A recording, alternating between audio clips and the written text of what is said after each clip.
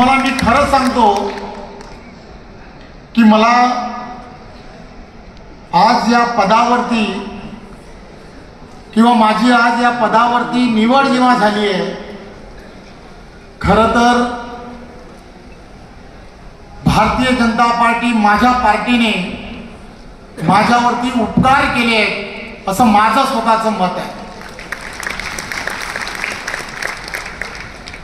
मी हे सांगतोय का सांगतोय,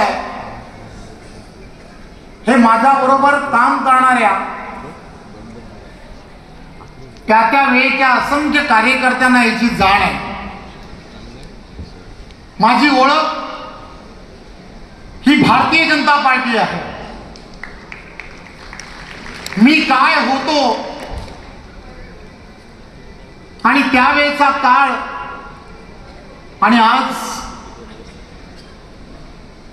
एवढ्या मोठ्या पार्टीच्या प्रमुख पदावरती माझ्यासारख्या एका छोट्याशा 2002 साली पार्टीच्या कामाला सुरुवात केली आणि 2002 पासून काम करत करत एक सामान्य कुटुंबातील असणारा हा कार्यकर्ता आज भारतीय जनता पार्टी महाराष्ट्र प्रदेशाचा अध्यक्ष होतो. हे दुसऱ्या कोणत्याच पार्टीत होणार नाही. त्यामुळे माझ्यावरती हे उपकार आहे.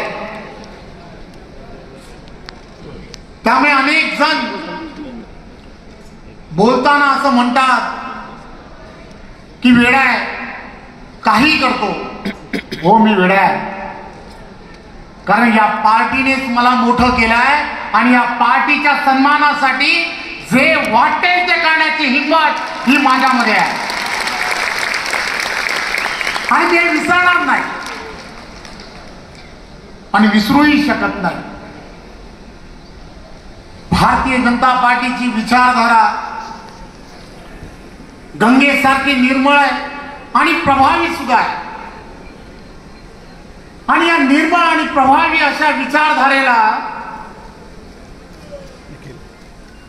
महाराष्ट्रातल्या कानाकोपऱ्यापर्यंत पोहोचवणं ही तुमची आमची सर्वांची जबाबदारी आहे. आणि या विचारधारेला जेव्हापर्यंत तुम्ही आणि आम्ही सर्वजण सामान्य जनतेपर्यंत पोहोचू शकत नाही, तोपर्यंत सामान्य जनतेला जो आज फेक नेरेटिव्ह 2014च्या अगोदरचा असणारा काळ तुम्ही आम्ही सर्वजण आठवा, देशातील असणाऱ्या प्रत्येकाने आठवला पाहिजे.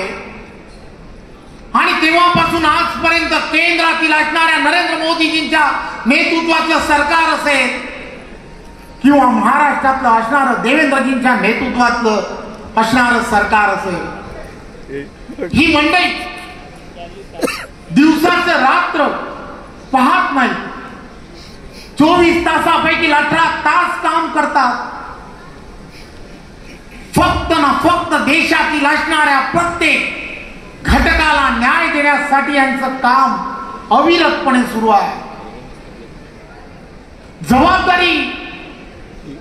जबाबदारी इतर कोणत्या पक्षावरती नाही आहे. जबाबदारी ही आपल्याच पक्षावरती आणि आपल्याच कार्यकर्त्यांवरती आहे. आपलाच कार्यकर्ता हे सर्व करू शकतो. देशातील असणाऱ्या शेवटच्या व्यक्तीपर्यंत पोहोचण्याचं काम जर कोण करू शकत असेल तर तो आपल्यापैकी असणारा प्रामाणिक कार्यकर्ताच करू शकतो. आणि असे प्रामाणिक कार्यकर्ते भारतीय जनता पार्टी व्यतिरिक्त कोणत्याच पक्षामध्ये नाहीत, हे मला अभिमानाने सांगावं असं वाटतं. आणि म्हणूनच तुम्हाला आम्हाला सर्वांना एक वाहक म्हणून काम करायचं आहे. ही विचारधारा सामान्य लोकांपर्यंत पोहोचवली पाहिजे. राष्ट्रीयत्वाचा असणारा हा धागा तुम्हाला आम्हाला सर्वांना सामान्य जनतेपर्यंत नेण्यासाठी येणाऱ्या काळात काम करायचं आहे. मी या पक्षाचा प्रदेशाध्यक्ष म्हणून मला जी जबाबदारी दिली आहे, या जबाबदारीचं माझ्याकडे ध्यान आहे. बावनकुळेजींनी जे सांगितलं त्यांनी गेल्या काही वर्षामध्ये पार्टी आणि पार्टीच्या कार्यकर्त्यांबरोबर सातत्याने केलेला संपर्क असेल आणि देवेंद्रजींच्या नेतृत्वात हा महाराष्ट्र येणाऱ्या काळामध्ये प्रत्येक क्षेत्रामध्ये एक नंबर होण्याच्या दृष्टिकोनातून त्यांचे असणारे प्रयत्न असतील। तुम्हा सर्व कार्यकर्त्यांना येणाऱ्या काळामध्ये महाराष्ट्रातील असणारे हे सर्व निर्णय देवेंद्रजींच्या नेतृत्वातले असतील किंवा नरेंद्र मोदीजींच्या नेतृत्वातले असणारे केंद्रातले निर्णय हे सामान्य जनतेपर्यंत पोहोचवायचे आहेत आणि ती जबाबदारी तुमच्या आमच्या सर्वांवरती आहे। मी आपणा सर्वांना आपल्या पक्षाची असणाऱ्या विचारधारेमध्ये काम करणाऱ्या असंख्य नेते आणि त्यामध्ये असणारे रामभाऊ म्हाळगी, या रामभाऊ म्हाळगींनी जे सांगितलं की कार्यकर्ता कसा असावा, तो कार्यकर्ता पायाला भिंगरी, जिभेवर साखर आणि डोक्यावरती बर्फ असणारा कार्यकर्ता असावा। मी आपणा सर्व कार्यकर्त्यांना आज फक्त विनंती करायला आलो आहे की 2029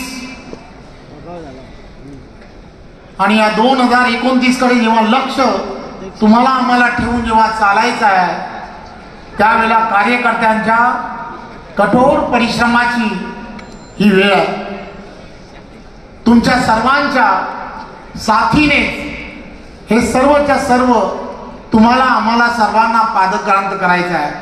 मला खात्री आहे की महाराष्ट्रातील असणारा हा कार्यकर्ता थकणार नाही आणि देवेंद्रजींच्या भाषेमध्ये थांबणारही नाही। येणाऱ्या काळात तुम्ही आणि आम्ही सर्वजण मिळून एक सशक्त असा भाजपा निर्माण करण्याच्या दिशेने आपण सर्वांनी पावलं उचलूया। धन्यवाद। जय हिंद, जय महाराष्ट्र।